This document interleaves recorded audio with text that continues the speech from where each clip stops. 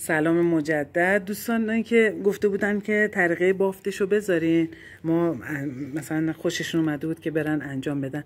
ببینید الان بهتون میگم این یه توریه که باید تهیه کنین. اگه میگم خواستین پیام بدین بگم از کجا بریم بگیرین.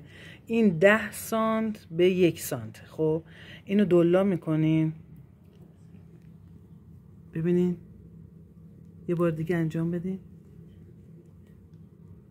ببینین آره از داخل قلاب رد میکنین. اینم گره دومی که دیگه محکم بشه. ببینین دیدین؟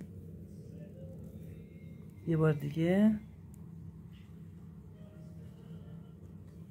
این از داخلش در میارین، گره دوم میزنین. خیلی قشنگه بچه ها، خیلی شاد و جیغه، خیلی قشنگه. این تموم بشه عالی میشه، یعنی اثر هنری خیلی، ولی هزینه‌ش هم خیلی پایینه.